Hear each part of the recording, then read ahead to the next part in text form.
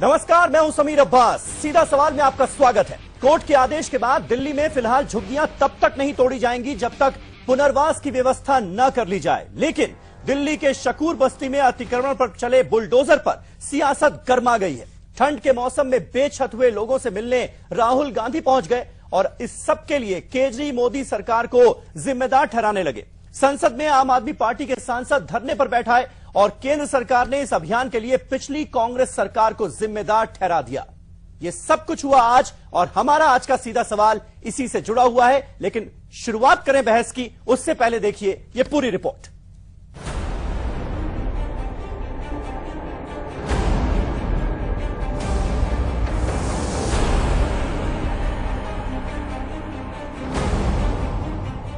अब मैं आपकी मदद करूंगा, सांसद लौटाऊंगा, आप घबराओ मत, ठीक है? कब तक ये टेंट में पड़े रहेंगे? बिल्कुल। 2-4 टेंट लगा दिया है और उसमें जो है खाना पीना भी ठीक ढंग से नहीं मिल रहा सर। हम लोग कैसे रहेंगे ये आप बता दीजिए। हम आपकी मदद करने की कोशिश करेंगे। आप जानते हैं हमारी सरकार नहीं है, केजरीवाल जी और मोदी जी की सरकार है। दिल्ली के शकूर बस्ती में रेल की पटरियों के किनारे बसी झुग्गियां टूटी तो राहुल गांधी वहां पहुंच गए। राहुल ने लोगों को समझाया कि उनकी सरकार नहीं है और इस सब के लिए दिल्ली के मुख्यमंत्री अरविंद केजरीवाल और देश के प्रधानमंत्री नरेंद्र मोदी जिम्मेदार हैं। राहुल ये बताने से भी नहीं चूके कि दोनों झुग्गियों पर राजनीति कर रहे हैं। मोदी सरकार ने और केजरीवाल सरकार ने यहाँ पे ये काम किया है। अब देखिए, अब ये एक दूसरे को ब्लेम कर रहे हैं। राहुल शकूर बस्ती पहुंचे तो आम आदमी पार्टी के कार्यकर्ताओं ने उनके खिलाफ खूब नारेबाजी की। राहुल ने शकूर बस्ती की झुग्गियां टूटने और मासूम की मौत के लिए केजरीवाल को जिम्मेदार बताया तो तुरंत दिल्ली के मुख्यमंत्री का ट्वीट आ गया। केजरीवाल ने राहुल को बच्चा बता दिया। राहुल गांधी अभी बच्चे हैं। उनकी पार्टी ने शायद उन्हें नहीं बताया कि रेलवे केंद्र सरकार के अंडर आती है, दिल्ली सरकार के नहीं। केजरीवाल के ट्वीट के बाद बारी कांग्रेस के जवाब की थी। पूर्व केंद्रीय मंत्री और कांग्रेस के वरिष्ठ नेता कमलनाथ ने केजरीवाल को ही बच्चा बता दिया। उनके ट्वीट से खुद साबित होता है कि कौन इसमें बच्चा है। उधर आम आदमी पार्टी और तृणमूल कांग्रेस के सांसद संसद परिसर में ही धरने पर बैठ गए। राहुल ने आप पर सवाल उठाए तो आप सांसद भगवंत मान ने राहुल गांधी के शकूर बस्ती जाने पर ही सवाल खड़े कर दिए। राहुल गांधी को झुग्गियों में जाने का पहले तजर्बा है काफी, वो तो रात भी बिताते रहते हैं। एक दूसरे पर झुग्गियों की राजनीति करने के आरोप के बीच भारतीय जनता पार्टी ने भी सुर मिला दिया। शहरी विकास मंत्री वेंकैया नायडू ने माना कि टर्मिनल जरूरी है। नायडू ने यह भी याद दिला दिया कि यह अतिक्रमण हटाने का आदेश पिछली कांग्रेस सरकार का था। मगर इसमें राजनीति करने में कोई मतलब नहीं है। मेरे पास कागज है, वो कागज मैं दिखाऊं। ये शिराज दीक्षित जी ने और उस समय ट्रांसपोर्ट मिनिस्टर चौहान जी ने खुद लोगों ने प्रयास किया, 2007 में प्रयास किया। और अभी Dikshit tells railways to use vacant land at Shakur Basti for expansion.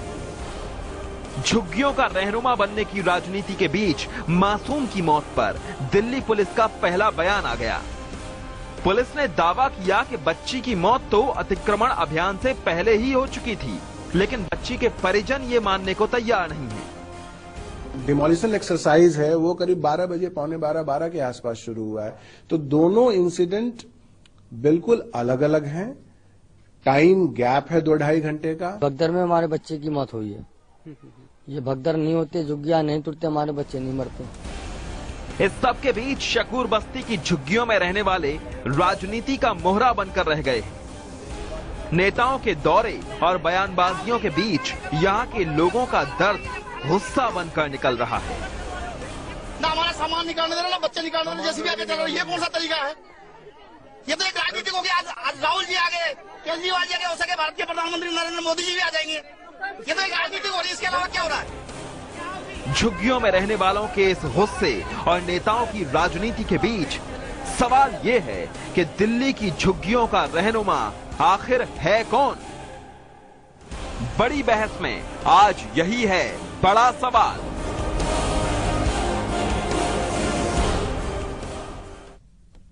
ये पूरी रिपोर्ट आपने देखी है। हमारा आज का सीधा सवाल जिस पर हम बहस करने जा रहे हैं वो ये रहा, क्या केजरीवाल फॉर्मूले से क्या दिल्ली की झुग्गियों का रहनुमा आखिर है कौन? ये है हमारा आज का सीधा सवाल और इससे जुड़े कुछ और अहम सवाल जो आज हम इस बहस में उठाने जा रहे हैं। क्या आप मासूम की मौत पर राजनीति कर रही है, जैसा कि दिल्ली में विपक्ष आरोप लगा रहा है? क्या बच्चे की मौत की वजह झुग्गियां गिराना ही था? क्योंकि इसको लेकर भी बहस हो रही है। झुग्गियों पर केंद्र दिल्ली सरकार में झगड़ा क्यों नजर आ रहा है? आपसी समन्वय क्यों नहीं नजर आ रहा? क्या वोट बैंक की पॉलिटिक्स इस मुद्दे को हवा दे रही है कि अलग अलग पार्टियों के नेता एक दूसरे पर आरोप लगा रहे हैं?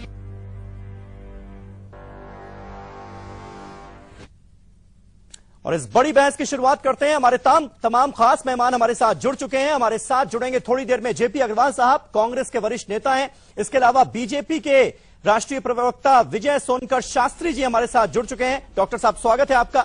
नितिन त्यागी जो कि आम आदमी पार्टी के विधायक हैं, आपका पक्ष रखेंगे। राजीव कुमार सामाजिक कार्यकर्ता हैं, झुग्गी झोपड़ियों के लिए काफी काम कर चुके हैं, हमारे साथ मौजूद हैं। साथ ही वरिष्ठ पत्रकार पंकज श्रीवास्तव भी हमारे साथ इस बहस में जुड़ेंगे। लेकिन सबसे पहले नितिन त्यागी जी, आपसे जानना चाहूंगा, दिल्ली शहरी आश्रय सुधार बोर्ड जिसके अध्यक्ष खुद मुख्यमंत्री होते हैं, इस बोर्ड को 3 बार रेलवे ने नोटिस भेजा। साथ ही साथ वहां पर जितने लोग इस झुग्गी बस्ती में रहते हैं, तकरीबन 22 लाख लोग, उनके पुनर्वास के लिए 11 करोड़ रुपया भी इस बोर्ड को दिया जा चुका है। ऐसे में यह आरोप लगाना कि यह कार्रवाई यकायक कर दी गई, ये कोरी राजनीति नहीं तो और क्या है? देखिए, कोरी राजनीति नहीं है। किसी के भी हित के लिए अगर बात करना राजनीति होती है तो हाँ, ऐसी राजनीति तो हम करना चाहते हैं। दूसरी बात मैं आपसे ये बताना चाहता हूं कि कोई भी ऐसा इमरजेंसी का वहां पे सिचुएशन नहीं थी, कोई इमरजेंसी प्रोजेक्ट वहां पे नहीं बन रहा था कि जो सर्दियों के लिए वेट नहीं हो सकता। और ऐसा जब लॉ में लिखा है, जब कानून बन रहा है, जब आदेश आ चुका कि जब तक पुनर्वास का इंतजाम ना हो तब तक किसी भी तरीके से लोगों को वहां से हटाया नहीं जाना चाहिए। देखिए, उसी तरह पश्चिम बिहार में अगर आप देखते हैं तो 600 झुग्गियां थी वहां। नहीं त्यागी जी, पहले इसी मुद्दे की बात कीजिए, इसी मुद्दे की बात कीजिए। दिल्ली शहरी आश्रय सुधार बोर्ड को 11 करोड़ रुपए रेलवे की तरफ से मिला या नहीं मिला? और इसकी जिम्मेदारी आपकी बनती थी कि नहीं बनती थी कि उनका रिहेबिलिटेशन कराया जाए? बिल्कुल बनती है और समय लगता है, रिहेबिलिटेशन कराने में समय लगता है। हाँ, रिहेबिलिटेशन रातों रात नहीं हो जाता। ठीक है, और बिना नोटिस के जिस तरीके से ये काम किया गया है तो इनह्यूमन है। इसमें राजनीति इंसानों की करने की कोशिश की जाती है, ये तो इंसानों से भी परे काम किया गया है, एकदम इनह्यूमन काम है। आप भी इससे मानवता के विपरीत काम किया गया है, इसके तो शायद आप भी मानेंगे। हाँ, इसके ऊपर राजनीति नहीं होनी चाहिए, इसका सॉल्यूशन होना चाहिए, लॉन्ग टर्म सॉल्यूशन होना चाहिए। नहीं त्यागी जी, लेकिन आज सवाल ये कि ऐसी नौबत क्यों आई? भी चूक उसको मानते हैं आपकी, उसमें योगदान आपका भी है, आपकी भी कमी रही है, दिल्ली सरकार की तरफ से भी कमी रही है। काम हुआ है, जिसकी भी वजह से काम हुआ है उसको सख्त से सख्त सजा मिलनी चाहिए, इसके ऊपर इंक्वायरी होनी चाहिए। हाँ, इसको सख्त से सख्त सजा मिलनी चाहिए और सब लोगों को एक साथ मिलके इन झुग्गी वालों का साथ देना चाहिए।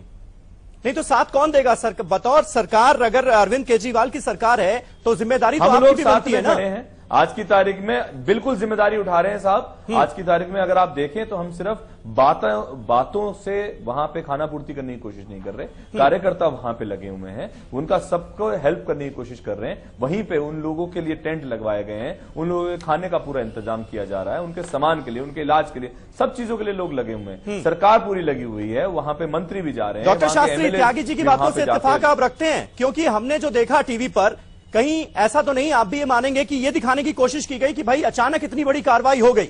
रात के 12 बजे के बाद अरविंद केजरीवाल वहां पर पहुंच जाते हैं और बाइट्स ऐसी दी जाती है, बातें ऐसी की जाती हैं कि लगता है कि यकायक कार्रवाई की गई है, जबकि हकीकत यह है कि दिल्ली सरकार के ही अधीन बोर्ड है, उसको 3 बार रेलवे नोटिस दे चुका है। देखिए, आम आदमी पार्टी के नेताओं का जो इस समय परफॉर्मेंस देश देख रहा है, इन लोगों के कमिटमेंट को, जो बहुत पहले इन लोगों ने कमिटमेंट किया था, जिसके भ्रम में फंस करके दिल्ली की जनता ने इनको अपने रहनुमा के रूप में एक भारी जनमत के साथ इनको केंद्र में, स्टेट में सरकार बनाने के लिए बनवा दिया। केंद्र में भी आ जाएगी। लेकिन ये लोग की कथनी करनी में कितना अंतर है ये साफ दिखता है। ये लोग कहते हैं ये राजनीति नहीं करते हैं, लेकिन राजनीति ये पग पग पर कर रहे हैं। एक तरफ गरीबों के साथ जो ये दुर्भाग्यपूर्ण घटना हुई है, इस घटना से भी अपने राजनीतिक लाभ उठाने की कोशिश कर रहे हैं।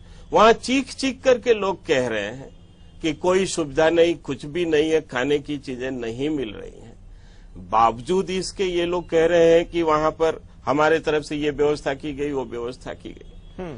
देखिए, मैं मानता हूं ये एक दुर्भाग्यपूर्ण घटना है, लेकिन ये घटना आप समझ सकते हैं कि हमारे देश में एक नहीं विजय जी, लेकिन इसके लिए जिम्मेदार रेलवे भी तो है, वो तो आपके अधीन था। फिर रेलवे की तरफ से ये दिक्कत क्यों हुई कि दिल्ली सरकार को सूचित नहीं किया गया इतनी बड़ी कार्रवाई होने से ठीक पहले? नहीं, देखिए, दिल्ली सरकार को कितनी नोटिसें दी गई हैं।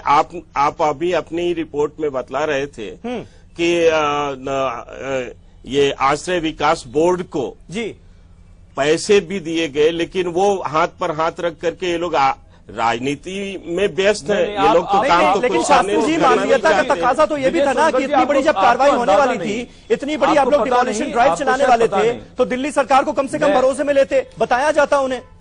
नहीं, देखिए, बिल्कुल बताया गया है, सारी चीजें हैं, सब कुछ है। नहीं, आप गलत कह रहे हैं। वहाँ पर आप बीच में ना बोले। आप बोल रहे थे तो मैं तो कुछ नहीं बोला था। आप सुनिए, आप लोग अगर चिल्ला करके ही राजनीति करना चाहते हैं तो चिल्लाइए। आप बात सुनिए, आप गलत बोल रहे हैं, आपको पता नहीं है, फिर आप करेक्ट करोगे। हम गलत बोल रहे तो आप बाद में ठीक कर दीजिएगा। आप अभी बीच में ही बोलेंगे। सुरेश प्रभु जी ने ये आश्वासन दिया था कि जो है कोई भी झुग्गी फिलहाल नहीं तोड़ी जाएगी, और सुरेश प्रभु जी तक सुरेश प्रभु ने तो आज भी आश्वासन दिया है। आप लोगों ने दिल्ली के सीएम को कि आकर के बैठे और हम लोग इन समस्याओं का समाधान निकाले। पता था, उन्होंने खुद ने कहा, सुरेश प्रभु जी ने खुद ने कहा कि उनको इसके बारे में नहीं पता था। समीर जी, इस तरह से अगर ये लोग बात करेंगे तो बातें ठीक, और उन्होंने भी इसको बहुत मैं चाहूंगा कि आप लोग करके बोले और सही बातें सामने आए। त्यागी जी, आपकी बात हमने सुन ली। डॉक्टर शास्त्री, त्यागी जी का ये कहना है कि भाई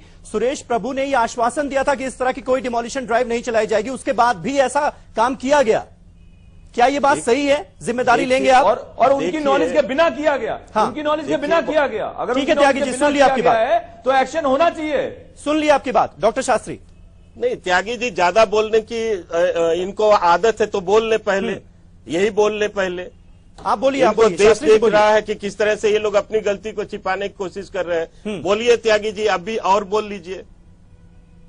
आप बोलिए शास्त्री जी, अपनी बात रखिए। नहीं, त्यागी जी को बोलने दीजिए, वो बहुत बोलने के शौक रखते हैं, तो बोले वो। मेरे पास बोलने के लिए बहुत कुछ है शास्त्री जी। बोलिए, आप बोलिए, आप बहुत कुछ बोलिए। आप डाइल्यूट कर रहे हैं। यहाँ गंभीर विषय पर बात हो रही, गरीबों पर बात हो रही है, और आप इधर उधर की बातें करके समय पर बात कर रहे हैं। आप दोनों को फिलहाल थोड़ी देर के लिए रोक रहा हूं। पंकज जी, आपको क्या लगता है इस पूरे मामले में क्या कोरी राजनीति की जाती है? क्योंकि 22 लाख लोग रहते हैं झुग्गी झोपड़ियों में, 675 झुग्गी बस्तियां हैं दिल्ली की। हकीकत यह है। पहली बात तो यह कि इसका जिम्मेदार कौन है, और जब इस तरह के इश्यूज आते हैं तो क्या सिर्फ कोरी राजनीति ही होती है?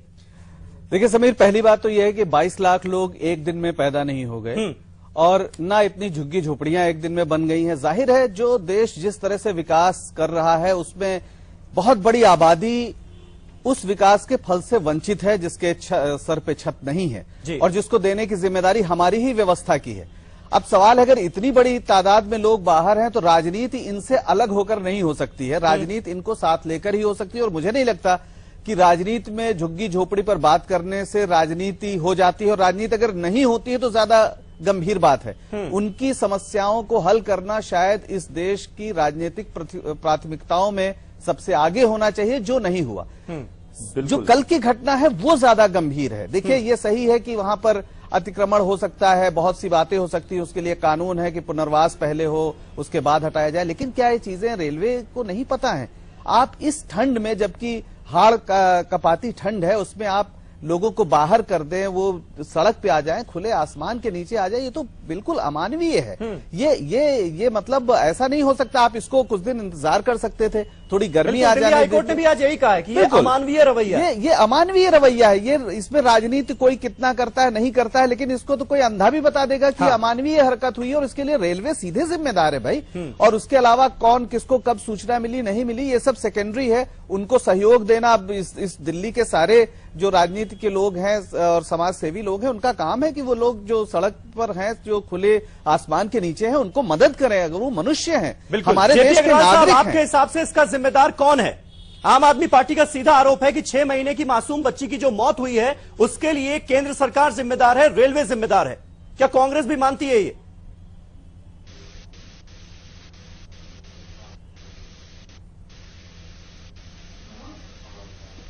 देखिए, इसका सीधा पहलू है। पहला पहलू ये है कि एक एग्रीमेंट है और एक नोटिस भी है रेलवे का कि कोई झुग्गी नहीं हटाई जाएगी, किसी को नहीं हटाया जाएगा जब तक ऑल्टरनेटिव एकोमोडेशन नहीं दे दी जाएगी। दूसरा ये कि जब भी कोई एक्शन होता है वहां की स्टेट गवर्नमेंट को सूचित किया जाता है और फिर वो एक्शन होता है। यहां चलिए अग्रवाल साहब, लग रहा है कुछ तकनीकी दिक्कत है, आपका लिंक जा रहा है। आपसे जानना चाहेंगे राजीव जी, जो ये बात हो रही है कि भाई झुग्गी झोपड़ी वाले लोग वहां पर अवैध तरीके से रह रहे हैं, तो ऐसा नहीं है, एक तरह से संविधान से सुरक्षा प्राप्त है। उच्च न्यायालय हो, उच्चतम न्यायालय हो, दोनों ये बात स्वीकार कर चुके हैं कि भाई आप इनके हकों की रक्षा आपको करनी पड़ेगी और इनका पुनर्वास करना पड़ेगा, तभी आप उनको वहां से हटा सकते हैं। देखिए समीर, सबसे पहले तो ये समझना पड़ेगा ये झुग्गियां आई कहां से अचानक में, रातों रात तो नहीं आई है। और हमें हर चीज चाहिए, हमें हर सुविधा चाहिए, हमारा बच्चा खिलाने के लिए चाहिए, हमें कपड़े प्रेस करने ड्राइवर चाहिए, लेकिन कभी ये सोचा है कि आखिरकार ये सुविधाएं देगा कौन? तो जाहिर सी बात है कि कभी हमने उनके लिए अपने उस परिवेश में उनको जगह तो दी, लेकिन वो रहेंगे कहां ये कभी नहीं सोचा। तो जाहिर सी बात है अगर वो हमें सर्विस दे रहे हैं तो शहर के आसपास, बेसिकली वो सिटी मेकर्स हैं, शहर को उन्होंने बनाया है। शहर अगर विकास किया है तो उसमें उनका बहुत बड़ा योगदान है। दूसरा जो ये पूरा का पूरा मामला मैं कल से देख रहा हूं, अभी आपकी रिपोर्ट में देख रहा था कि दो बात हैं, एक सरकारों की, एक बीजेपी और कांग्रेस और आपकी जी। लेकिन अभी जॉइंट सीपी साहब दीपेंद्र पाठक साहब का मैं बयान देख रहा था, उन्होंने भी बहुत जल्दी में ये बयान दिया कि साहब वो जो बच्ची की मौत हुई है उस पर राजनीति हो रही है, जो कि नहीं होनी चाहिए, ये बहुत गलत बात है। लेकिन मुझे हैरानी हुई, आज पुलिस ने भी, इतने बड़े सीनियर ने ये बयान दे दिया कि साहब उसकी जो मौत हुई थी उसका कोई भी इस सीधी कार्रवाई से लेना देना नहीं है। तो क्या पुलिस ने इन्वेस्टिगेशन कर लिया?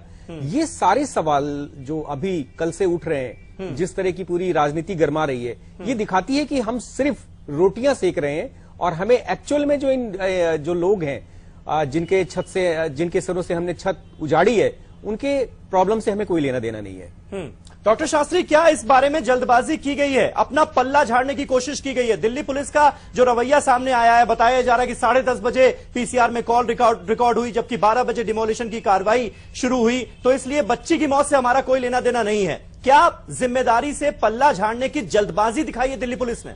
नहीं, देखिए, ये जो इंक्रोचमेंट रिमूवल की कार्रवाई की गई, निसंदेह आज जो परिस्थिति में है, मैं भी महसूस करता हूं कि वहां जो एक कठिन ये स्थिति है और आज ठंड का मौसम है, सब कुछ है, इसको देखते हुए तो मैं भी ये बात कह रहा हूं, मैं भी मानवीय संवेदना के साथ ये बोल रहा हूं कि ये उनके प्रॉपर सेटलमेंट, एडजस्टमेंट और सब कुछ करने के बाद होनी चाहिए थी, जो नहीं हो पाई।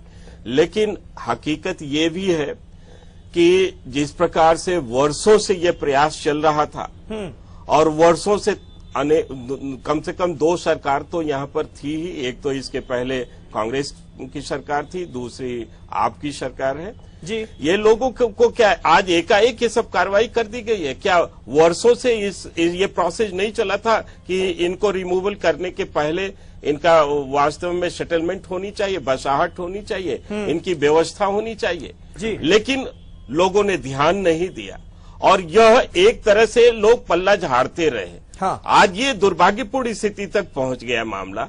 हकीकत ये, जैसे अभी पंकज जी कह रहे थे कि यह एक बड़ी समस्या है, करोड़ों करोड़ इस प्रकार के लोगों को उनकी आवाज की कैसे व्यवस्था की जाएगी। देखिए, हमारी सरकार ने स्पष्ट रूप से ये घोषणा किया है और उस तरफ हम आगे बढ़ रहे हैं कि इस 2022 तक इस देश में प्रत्येक व्यक्ति को आवास दिया जाएगा, और यह एक कमिटमेंट है हमारी सरकार की। अब उसके रास्ते में किस प्रकार से अवरोध किया जा रहा है, हम विषय से नहीं हटना चाहते हैं, लेकिन रेफरेंस के लिए मैं बताना चाहता हूं कि जैसे लैंड एक्विजिशन बिल है जी, अब जो गरीबों के लिए, इस प्रकार के लोगों के लिए आवास अगर बनाने की आज आवश्यकता पड़ेगी, तो क्या यह आवास आसमान में बनेगा? ये तो जमीन पर ही बनेगा। त्यागी जी, क्या ये बात आप मानेंगे कि आम आदमी पार्टी की तरफ से भी जल्दबाजी की जाती है हमेशा आरोप लगाने में? सीधे कोई बात हो केंद्र सरकार को जिम्मेदार ठहरा दो, बीजेपी को जिम्मेदार ठहरा दो, क्या आपकी तरफ से भी जल्दबाजी होती है आरोप लगाने में? इसकी वजह से मामला और बिगड़ जाता है? देखिए, आप जो इस चीज को समझिए कि अगर हम रेलवे कार्रवाई रेलवे ने करी, दिल्ली पुलिस ने करी, अगर हम उनके ऊपर आरोप लगाते हैं, और क्योंकि केंद्र में सरकार बीजेपी की है, तो सीधे आक्षेप उनको ऐसा महसूस होता है कि जो है चोर की तिनका वाली बात हो जाती है कि उनके ऊपर आक्षेप लग रहे हैं। पर बात यह है कि रेलवे ने और दिल्ली पुलिस ने इसमें करा तो गलत ही है, ये आप भी मानेंगे, ये हम भी मानते हैं, और मेरे ख्याल से ये शास्त्री जी भी मानेंगे, और राजीव जी बैठे हैं वो भी मानेंगे, ये बताइए बैठे हैं वो भी मानेंगे। ये सरकार अभी तक आपकी करती क्या रही है? आप सुनिए, शास्त्री रिमूवल के पहले जो तमाम दिल्ली सरकार, दिल्ली पुलिस और रेलवे तीनों को नोटिस जारी हुआ है हाईकोर्ट की तरफ से, तीनों को नोटिस जारी हुआ है। 16 दिसंबर तक आप तीनों को जवाब देना है कि ये अमानवीय कार्रवाई क्यों की गई। बिल्कुल, क्यों की गई, क्यों दिल्ली सरकार को कॉन्फिडेंस में नहीं लिया गया ऐसी डिमोलिशन करने के लिए, जो कि तरीका है, जो कि कानून में है कि आपको देना चाहिए था इस तरीके का नोटिस, आपने नहीं दिया। आपने डूसिप को भी नोटिस नहीं दिया, आपने इस तरीके की कार्रवाई करी। ये कोई समय था कार्रवाई करने का जिस वक्त इस तरीके की ठंड थी? वो बच्चा अगर इस तरीके के उसमें मरा है, अगर वो तो पोस्टमार्टम रिपोर्ट में पता चल जाएगा कि बीमारी से मरा है कि किसी चीज के नीचे दबाव में आने के बाद मरा है। ये आपसे भी मैं कहूंगा कि इसके बारे में पता कीजिएगा, और उसके बारे में अगर पता चलेगा तो फिर बिल्कुल आरोप। त्यागी जी, रेलवे का ये कहना है कि एनजीटी का ऑर्डर है, हम क्या कर सकते हैं? वहां पर हमें रेलवे का टर्मिनल बनाना है, जैसा आनंद का टर्मिनल बना है वैसा वहां पर भी बनना है। रातों रात आप किसी भी तरीके से देखिए, एनजीटी के ऑर्डर की वजह से बहुत से लोग बेघर हो रहे हैं। हाँ, होते हैं। एनजीटी भी कुछ सोच के करती होगी, हम भी मानते हैं इस बात का, लेकिन इसका मतलब ये नहीं है कि हम लोग उन लोगों को, जो लोग गरीब हैं, एकदम निचले स्तर पे आ जाते हैं, जिन लोगों को रहने की जगह नहीं है, खाने का नहीं है, उनके लिए पानी नहीं है, कोई सुविधा नहीं है, उनको रहने का हक ही नहीं है क्या? जीवन का हक नहीं है क्या उनका? उनके साथ नहीं खड़े होंगे क्या? हम जमुना खादर पे हम रोज देखते हैं कि डिमोलिशन के लिए लोग आ जाते हैं, हम साथ में खड़े होते हैं और कोशिश करते हैं कि ना हो।